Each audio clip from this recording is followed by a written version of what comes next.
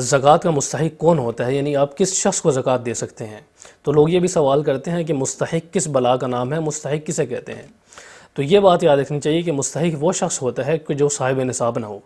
صاحب نصاب کون ہوتا ہے؟ کہ جس پر زکوٰۃ لازم ہوتی ہے۔ پہلی شرط تو یہی عائد ہوتی ہے کہ وہ شخص کے جس پر زکوٰۃ لازم نہ ہوتی ہو، یعنی خود وہ صاحب نصاب نہ ہو تو وہ مستحق ہوتا ہے۔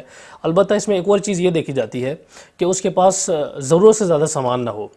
اب صاحب نصاب کون ہوتا ہے، اس کی ڈیٹیل ہم نے پہلے اپنے ایک لیکچر میں ذکر کی ہے کہ زکوٰۃ کس پر فرض ہے، اس میں دیکھی جا سکتی ہے۔ البتہ پھر بھی اشارتاً اس چیز کو میں عرض کر دیتا ہوں کہ زکوٰۃ لازم ہونے کے لیے اگر صرف سونا ہے تو 7.5 تولہ اسے دیکھا جاتا ہے۔ اگر کسی کے پاس چاندی ہے، سلور ہے، تو 52.5 تولہ کا نصاب اس پر عائد ہوتا ہے۔ اگر کسی کے پاس کیش ہے، کرنسی ہے، یا اگر کسی کے پاس مال تجارت ہے تو اس پر بھی 52.5 تولہ چاندی کی مقدار دیکھی جاتی ہے۔ اسی طرح اگر کسی کے پاس ان تمام کی تمام چیزوں کا مجموعہ ہے تو ان تمام کی تمام چیزوں کے مجموعے کو ملا کر دیکھا جائے گا کہ تھوڑی تھوڑی ان تمام کی تمام چیزوں کا مجموعہ کتنا بن رہا ہے۔ اگر وہ 52.5 تولہ چاندی بن رہا ہے تو وہ صاحب نصاب ہے۔ اگر وہ 52.5 تولہ چاندی کی مقدار کے برابر نہیں بن رہا تو وہ صاحب نصاب نہیں ہے۔ اور عموماً 52.5 تولہ چاندی کی جو مقدار ہے، جو ریٹ ہے آج کے زمانے میں، آج کی تاریخ میں، وہ تقریباً 50 سے 55 ہزار ہے۔ تو یہ مارکیٹ کا ریٹ معلوم کیا جا سکتا ہے، علاقے کا بھی ڈیفرنس ہوتا ہے اور ٹائم کا بھی ڈیفرنس ہو سکتا ہے، ریٹ بدلتے رہتے ہیں اس کے۔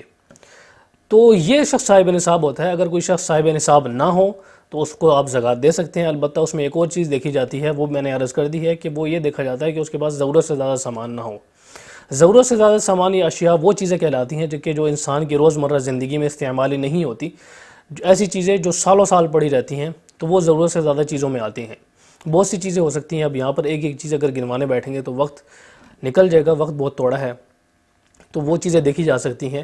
اگر کسی کے پاس موبائل ہے، کسی کے پاس گاڑی ہے، کسی کے پاس موٹر سائیکل ہے، تو یہ روزمرہ کی استعمالی چیزیں ہیں، تو ان پر یہ چیزیں نہیں کاؤنٹ ہوتی اس میں ضرورت سے زیادہ اشیاء میں۔ البتہ کسی کے پاس 2-3 موٹر سائیکلیں ہیں، کھڑی رہتی ہیں، کسی کے پاس ہیوی بائک ہے، کسی کے پاس جو ہے وہ گاڑی ہے، ایک سے زیادہ گاڑیاں ہیں وہ کھڑی رہتی ہیں، تو وہ ضرورت سے زیادہ چیزوں میں شامل ہوتی ہیں۔